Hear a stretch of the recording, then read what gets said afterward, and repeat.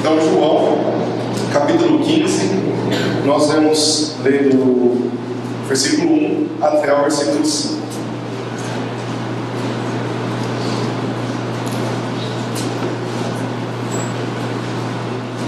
Todo mundo achou? Amém? Vou ler aqui com vocês então. A minha versão é NVI. Se você tiver uma versão diferente, acho que você consegue acompanhar com uma certa facilidade, tá? E diz assim: eu sou a videira verdadeira e meu pai é o agricultor. Todo ramo que estando em mim não dá frutos, ele corta. E todo que dá fruto, ele poda para que dê mais fruto ainda. Vocês já estão limpos pela palavra que eu lhes tenho falado. Permaneçam em mim e eu permanecerei em vocês. Nenhum ramo pode dar fruto por si mesmo, se não permanecer na videira. Vocês também não podem dar fruto, se não permanecerem em mim. Eu sou a videira, vocês são os ramos. Se alguém permanece em mim e eu nele, esse dá muito fruto, pois sem mim vocês não podem fazer coisa alguma. Amém? Vamos orar mais uma vez? Feche seus olhos. Senhor, obrigado, Pai, pela tua palavra. Obrigado porque ao lermos ela, nós já entendemos, Pai, quanto nós dependemos do Senhor, quanto nós estamos que estar conectados com o Senhor, Deus. A minha oração agora é que o Espírito Santo venha, que Ele fale aos nossos corações, e que esse tempo de meditação que nós vamos ter aqui também realmente possa transformar o nosso coração. Essa é a nossa oração aqui em nome de Jesus. Amém. Só para você ter um pouquinho de contexto do que estava acontecendo nesse momento aqui, né? Esse texto aqui não está sozinho, isolado na Bíblia, faz parte de outros contextos, tem um contexto geral que acontece em todos os evangelhos, e especificamente o capítulo de João, do 14 a 17, eles são ensinos que Jesus, foram os últimos ensinos que Jesus deixou para os discípulos, né? Ele estava a caminho dos montes da Oliveira, ele ia ser entregue por Judas aos soldados, e durante esse trajeto ele ensinou algumas coisas, principalmente usando de parábolas, e essa foi uma delas, em qual ele afirmou que eu sou a videira verdadeira. Alguns estudiosos falam que provavelmente ele estava andando pelo caminho, ele viu uma videira e aí ele começou a discursar sobre esse texto que nós acabamos de ler, né? E uma das coisas que é mais apaixonante de Jesus, que é mais legal a respeito de Jesus, é que mesmo tendo toda a sabedoria do mundo, ele conseguia pegar pequenos detalhes e coisas simples, né, do cotidiano das pessoas e falar a respeito do reino de Deus. Ele falou sobre pão, em outra série, uma série que nós estamos dando, você já deve ter visto a pregação sobre isso. Ele acaba falando sobre vinho, sobre o óleo, entre tantas outras coisas, semente, né? Todos os evangelhos são recheados de parábolas, falando a respeito do reino de Deus, e essa é mais uma delas. E olha que interessante, a primeira afirmação, ao comecinho do texto, ele fala: eu sou a videira verdadeira. Você domina aí de parte de agricultura, de plantas e tal? A gente gosta bastante, né? Alguém mexe com isso aqui em casa? Faz? Ninguém? Nem uma florzinha? Eu confesso, a Tonina faz. Uma florzinha tem, né? Florzinha de Jesus. Amém. Eu e a Débora, nós tentamos. Na verdade, quando a gente estava namorando, a Débora, bem no começo do namoro, um dos presentes que ela me deu foi um bonsai. Sabe o que é o bonsai? Eu fui na casa do Negão esses dias lá de Elins, e eles têm um monte de bonsai, isso é super legal. E ela deu porque ela falou: o bonsai dura vários anos, né? Você acha que 100 anos o bonsai pode chegar, né? E ela deu assim com todo o coração e falou: isso aqui representa o nosso amor. E eu falei assim: nossa, que profundo. E eu falei assim: eu vou cuidar desse bonsai com muito carinho. O bonsai durou um mês, exatamente um mês. E morreu, né? Mas a gente está aí, né, amor? Firme e forte. Eu não domino muito sobre isso, mas eu fui pesquisar um pouco do que é a videira. Até trouxe uma foto para vocês verem aqui. Era para ter uma foto aqui. Mais uma. Aí, garoto, dá para ver aí? Isso aqui é uma videira. Produz uvas, né? Claro. E eu achei muito legal. Teve uma reportagem de uma videira, não sei aonde no país, que deu um monte de produtos, era feito em casa. Ela nascia e ela se espalha, né? Você tem que criar uma barreira para ela poder se espalhar. E aí ela precisa de luz, precisa de poda, assim como foi falado aqui. Jesus sabia como funcionava o sistema. E ela vai crescendo, e quanto mais você colocar os galhos nessa barra, essa construção, estrutura, ela vai se aumentando e vai se ampliando. E eu achei muito legal como eles fazem, que cuidam disso tudo. E a questão da videira era muito comum para os judeus. Ela fazia parte do cotidiano deles, porque era muito comum naquela região, assim como as árvores, as oliveiras, né? E as pessoas tinham o costume mesmo de trabalhar com isso. Na Bíblia, nós temos vários relatos, né? A gente tem Jeremias falando sobre vinha, existia no Egito, tem citações lá, na terra de Canaã, quando os espias foram lá, eles viram, né, caixas de uvas enormes, entre outros textos. E a videira sempre foi um símbolo, muitas vezes utilizado por Deus, para falar a respeito de Israel. Na verdade, no Antigo Testamento, o Senhor se referia a Israel como uma videira, e muitas vezes ele se referia a como se fosse uma videira infrutífera, que não produzia frutos, ou produzia frutos amargos. Ela não foi capaz de transmitir ou de cumprir o propósito dela aqui na terra, que era de comunicar o reino de Deus, de trazer vida aos outros povos e falar a respeito do reino de Deus. Até, vocês não precisam abrir, eu vou ler aqui Isaías, é um trecho em qual o profeta fala a respeito de Israel como sendo uma videira. É Isaías 5, do 3 ao 4, eu vou ler aqui para vocês. É um fumo ali básico do profeta. Ele fala assim: agora meu amigo diz, moradores de Jerusalém e povo de Judá, digam se a culpa é minha ou da minha plantação de uvas. Fiz por ela tudo o que podia. Então, por que produziu uvas azedas em vez de uvas doces que eu esperava? Depois você pode ler o contexto inteiro lá, mas aqui era o próprio Deus falando através de Isaías para o povo que eles não estavam produzindo frutos. E quando eles produziam frutos, muitas vezes em outras parábolas, no Salmo 80 você vai poder ver também, ele fala que davam frutos amargos. Já comeu uva amarga? Ela é bonita por fora, né? Roxinha, você vai colocar na boca, você vai falar, nossa, vai ter o gosto de um som de valsa. Essa é a expectativa, não é? Quando você coloca, você dá aquela mordida, azedo, terrível, né? Principalmente aquela, como chama aquela uva? Mirá. Essa daí que vocês falaram. Todo mundo pensa que quando você vai comer, você fala assim, nossa, essa uva é gostosa. Quando você morde e tem semente, cara, estraga, né? A uva, né? Mas tudo bem. Esse é um outro ponto. E agora, em Jesus, Deus começa, ele planta uma nova videira na terra. Essa era a referência que Jesus estava fazendo. Naquele tempo lá, a videira que era Israel não conseguiu produzir os frutos. E aí Deus pega o agricultor e fala assim, ó, vou começar de novo. E ele manda Jesus, seu próprio filho, ao mundo. E Jesus é a videira verdadeira. É através dele que nós vamos poder frutificar. E aí, o povo de Israel, né? Ele tinha o seu chamado, mas esse chamado agora se ampliou. Para aqueles que acreditam em Jesus, que estão em Jesus, você tem que ser um ramo que frutifica dentro do reino de Deus.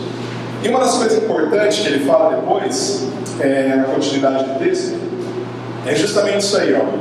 Ele fala o seguinte, eu sou a videira verdadeira e meu pai é agricultor. Todo ramo que estando em mim não dá frutos, ele corta. E todo aquele que dá fruto, ele poda para que dê mais ainda. Dê mais fruto ainda. Veja que ele fala dos ramos, né, que estão nele. Então esse texto ele se refere a pessoas que estão conectadas com Jesus. Algumas pessoas acharam assim, esse texto tem a ver com aqueles que não acreditam em Jesus. Não, ele está falando de pessoas que estão conectadas nele. E estando conectadas em Cristo, você precisa dar frutos. E aquele que não dá fruto, o Pai simplesmente... Essa é a hora que vocês falavam junto. Tá? Vamos de novo, corta, tá? Aquele que não dá fruto, o Pai simplesmente... Gostei, isso aí. Ele corta, é o que diz o texto aqui. Imagina, e realmente eu estava lendo, para a videira poder crescer e se expandir e dar as frutas, ela tem que passar por poda. E tem vários galhos que eles ficam ali só sugando energia do galho principal, né? Eu não sei como é que chama lá, assim sabe. E aí ele não dá o fruto necessário, não consegue, né? Ele fica lá ocupando, sugando a energia da árvore e tem que ser cortado fora. Isso é Bíblia, Deus está falando para nós. Aquele que não produz o fruto, ele corta, ele é lançado fora. Tem várias passagens que falam a respeito disso. E aí a pergunta é o seguinte: que tipo de fruto eu e você, nós temos produzido? Olha para a sua vida hoje. Tem os frutos do Espírito lá, e eu até coloquei aqui anotando, eu fiquei pensando assim, quais deles está brotando na minha vida com frequência? Né? Vou falar aqui para você lembrar: o amor, está lá em Gálatas 5, tá? O gozo, a paz, a longanimidade, a benignidade, bondade, fé, mansidão e temperança. Esses aqui são alguns dos frutos, mas os frutos ainda são mais abrangentes, né? Envolvem outras coisas. Quantos frutos você tem dado? Como que tem sido a sua colheita e as pessoas que estão ao seu redor colhendo os seus frutos? É importante você entender, se você não for cortado, você também vai passar por uma poda. E veja bem, como eu falei, a poda é super necessária para que a árvore cresça. Lá em casa nós temos uma árvore na frente, eu não sei que tipo é aquela árvore, mas é uma árvore que os galhos dela vão caindo assim pro lado. Que eu não sei, é uma bem fininha assim. Tem alguém que foi em casa e sabe lá na árvore? Quem sabe? Tudo bem. É uma árvore lá que o meu vizinho já falou um monte de vezes no guarda. E era uma árvore assim que era difícil de cuidar. E nós morávamos em uma outra casa antes de estar nessa casa nova. E na casa antiga tinha lá pingo de ouro, tinha trepadeira na frente e tinha uma outra árvore também, que essa mais comum que tem na frente das casas, né? E eu gostava de morar na outra casa porque vira e mexe passava um rapaz lá, falou: você não quer que eu corte aí? Eu falei: claro que quero. Quanto que é? Ele falou: 25. Eu dava com alegria. Ele ia lá e cortava. Aí nós mudando de casa, eu fiquei um ano na expectativa de alguém aparecer lá. E ninguém apareceu. Aí chegou um momento que a Débora falou assim: ou você corta, ou eu corto você de casa. E eu falei: tá certo, vamos lá. E fui eu a podar. Eu podei algumas vezes. E na minha concepção, fazer a poda de árvore era mais ou menos igual cortar cabelo. Você fala assim: eu vou cortar bastante, porque demora para crescer. Né? E aí a Débora chegou em casa, deu uma olhada lá e falou: rapaz, você fez com a árvore. Eu lembro, a árvore era grande assim, ela ficou com umas 3 folhinhas assim só. E nós gentilmente apelidamos ela de Fênix. Porque, olha, eu achei que não ia sobreviver. Eu estava até começando a pesquisar qual outro tipo de árvore que era melhor para plantar e tudo. Mas, cara, ela ressurgiu. Foi incrível, foi um milagre de vida de Deus. Ela ficou com 3 folhinhas e ficou ali batalhando durante um mês e meio. Mas agora ela está grande, bonita, e ela cresceu certinho. Tem alguns lugares ali que está cortado bem errado, porque não tem muita habilidade. Falando nisso, a gente podia sugerir aqui um curso no Nutri de macho alfa. O que vocês acham, mulheres? Os homens vêm aqui aprendem a usar parafusadeira, machado, garfo o pessoal usa bem. Tesoura, né? Eu precisava fazer um curso desse urgente, Maurício, que quer gestão. Por quê? Porque realmente eu tenho um pouco de dificuldade nisso aí, tá? Mas nesse dia deu certo, e a árvore começou a crescer, e ela está bela, e eu percebi o quão importante, né? As pessoas falam a respeito disso. Inclusive o bonsai lá, você precisa cortar ele, né, certinho, com muito esmero ali, para que ele continue vivendo, que ele tenha energia, né, que ele sobrevive. Você tem que tirar os galhos certos. Isso acontece também na nossa vida. Se você não fizer a poda, né, se não tiver poda na sua vida, você não vai frutificar. E lembra o seguinte: a poda, ela não é um castigo, mas ela é um momento de preparação para que você frutifique mais. Se não existir a poda, você não vai frutificar na próxima estação. É assim que as pessoas fazem, né? Quem cuida, quem trabalha com isso. Ele sempre, quando dá os primeiros frutos, as pessoas tiram os frutos. Aí as plantas, elas precisam passar por uma poda séria ali, para que na próxima estação ela consiga novamente criar os frutos. E faz parte disso, nós temos que passar. E o que acontece quando nós estamos na época de poda? É um momento em que você, muitas vezes, precisa deixar de viver para você mesmo. Você precisa renunciar a algumas coisas, você precisa abrir mão de algumas coisas.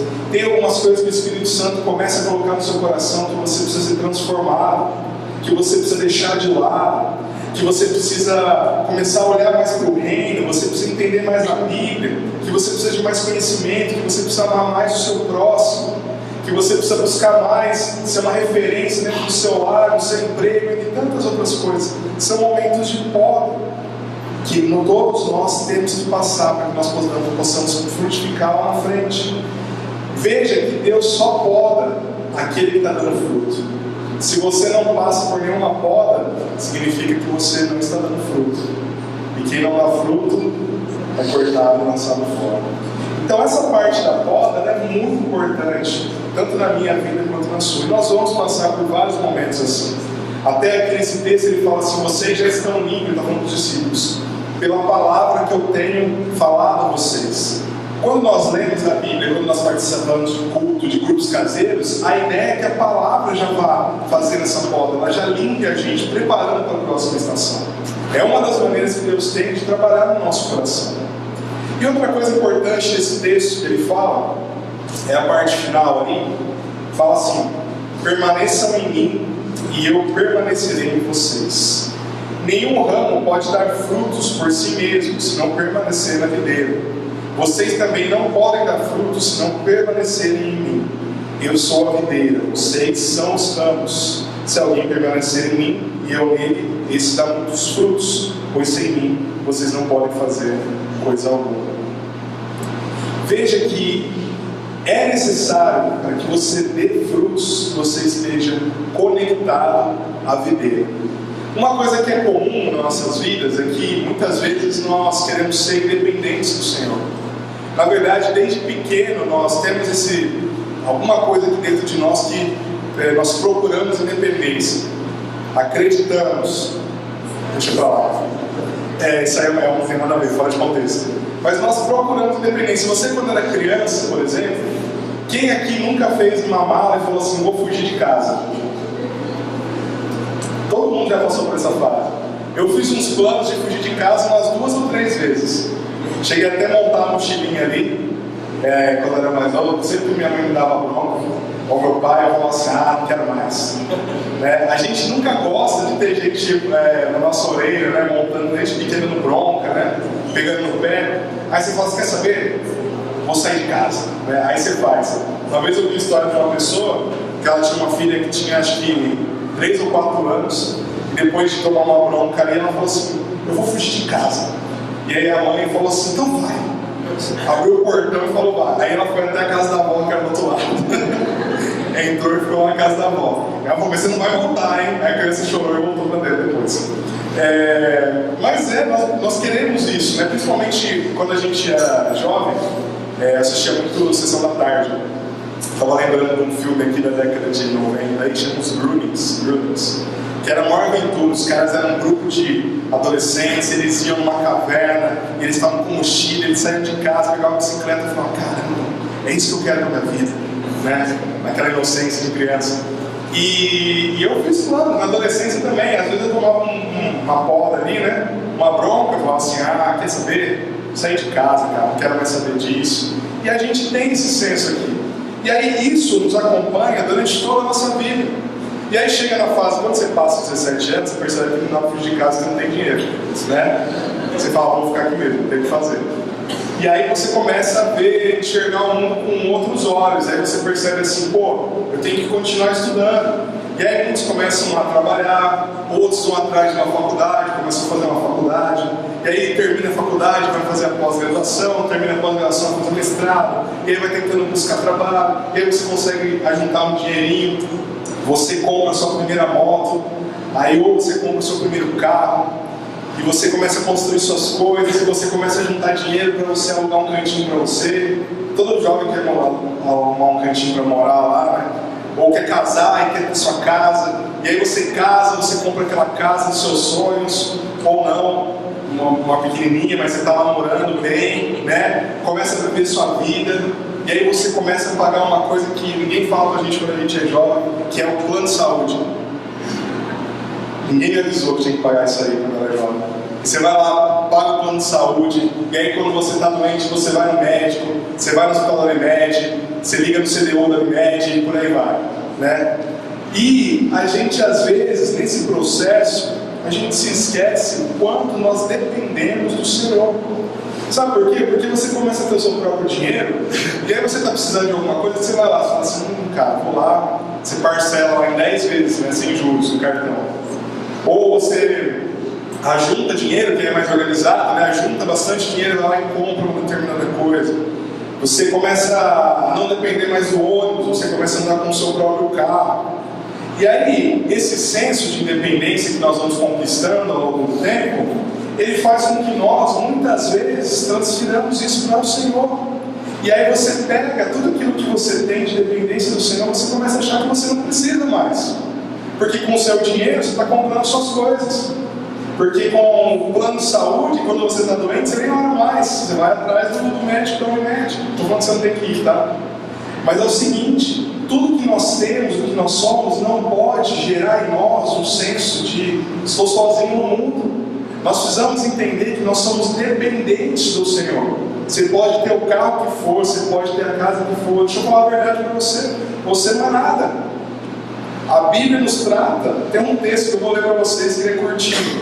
Está lá em Tiago 4,14. Fala assim: vocês nem sabem o que lhe acontecerá amanhã. O que é a sua vida? Vocês são como neblina, que aparece por um pouco tempo e depois se dissipam. Vocês são como neblina. E aí você começa a se achar muito importante, começa a ser bom na sua área de trabalho, você começa a ter sucesso, ou a conquistar suas coisas, e aí você simplesmente se esquece que você precisa depender do Senhor. Você precisa depender de Deus. Não tem como viver uma vida separada do Senhor. Por mais recursos financeiros que você tenha, por mais o melhor plano de saúde que você tenha, por mais casas e carros, não existe como viver uma vida independente do Senhor, porque nós somos como neblina. Nós estamos aqui e amanhã talvez a gente não esteja mais. Nossa vida é muito curta, é passageira, mas muitas vezes a gente quer se achar muito importante, né? Quanto mais a gente estuda a Bíblia, a gente acha que tem muito conhecimento, né? Não precisa participar de um grupo pequeno, por exemplo, ou faço meu louvor aqui em casa, não preciso ir na igreja, ter uma comunhão, ter corpo, viver o corpo de Cristo, entre tantas outras coisas. E veja bem, você deve ter visto já acontecer isso. Quando você pega o ramo de qualquer árvore que seja, você corta, durante um tempo, um dia ou dois, ele continua verdinho ali, bonito. Mas quando passa de 2 ou 3 dias, ele morre. E é assim com a gente também. Se você se desconecta do Senhor e começa a viver a sua vida, você está longe da videira, você é um ramo que quer viver por conta própria, desculpa dizer, mas você vai morrer. O pecado vai acabar entrando no seu coração, e a primeira morte que vai acontecer é a morte espiritual da sua vida. Você vai se esquecer do Todo-Poderoso, do nosso Senhor, daquilo que Ele fez por nós na cruz. E isso não pode acontecer para aqueles que amam a Deus e que vivem conectados na videira. E como nós cantamos aqui, é super importante permanecer na videira. E saiba que permanecer na videira nem sempre é uma tarefa fácil. Vem ventos, vem tempestades, vem raios, vem pessoas que vão passar por lá e podem quebrar os galhos, mas você precisa batalhar para estar conectado à videira. Lembra que o permanecer na videira, uma boa parte vai depender de você, do esforço pessoal seu de falar assim: olha, é isso que eu quero, é aqui que eu quero estar conectado à videira verdadeira, me alimentando da videira verdadeira e aí sim produzindo os frutos. É isso que nós precisamos ter. Só que você vai precisar batalhar muitas vezes por isso. Sabe por quê? Porque durante a nossa vida, cara, a gente passa por várias épocas, como se fossem as estações do ano. Nós vamos ter a época de verão, de chuva, mas o inverno vem, o deserto vem e acontece, as podas vêm, né? E você precisa se esforçar para estar no Senhor. E veja que existe uma promessa aqui do Senhor. Ele fala assim: se vocês permanecerem em mim, eu permanecerei em vocês. E é nisso que a gente confia. Quando nós permanecemos no Senhor, nos esforçamos lá e fala o seguinte: eu permaneço em vocês. E hoje à noite eu queria encerrar aqui, refletindo com você sobre tudo isso. A importância de você realmente estar conectado a essa videira que é Jesus, e através dela receber vida. Conectado a ela, você vai poder se alimentar dela e os frutos naturalmente vão aparecer sobre a sua vida. Lembre-se que tudo aquilo que você for fazer, dos seus sonhos, dos seus planos, precisam estar de acordo com aquilo que o Senhor quer na sua vida. Você precisa estar conectado com a videira. Não seja independente do Senhor. Não busque fazer as suas próprias vontades ou sair atrás dos seus próprios sonhos. Continue conectado, permaneça conectado à videira. A vida do Senhor vai estar fluindo através da sua vida, Ele vai permanecer em você. E nessa noite, gostaria de convidar você a ficar de pé. Nós vamos orar agora.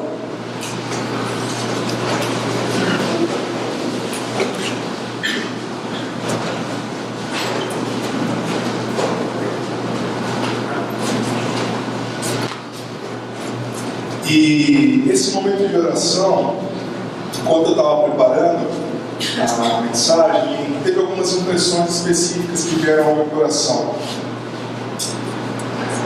Muitas vezes você que está aqui nessa noite, você chegou aqui e você sabe no seu coração que você não está conectado. Você tem vivido uma vida distante do Senhor, longe da videira. E você sabe que isso no final acaba resultando em morte. E a impressão que eu tive é que o Senhor realmente queria mudar isso, queria colocar você de volta na videira. Outra impressão que eu tive é de gente que poderia estar aqui nessa noite e talvez estivesse lutando para permanecer na videira. Talvez você esteja ali por um fio, lutando com batalhas, sofrendo às vezes muitas podas, com seu coração às vezes pesado e desanimado. Eu queria dizer para você também que o Senhor, pode acontecer a poda, mas Ele está com você. Independente da situação que você esteja, a promessa dele é a seguinte: se você permanecer, Ele vai estar com você. E outra coisa também que a impressão que veio é que às vezes você tem tentado lutar para frutificar com suas próprias forças.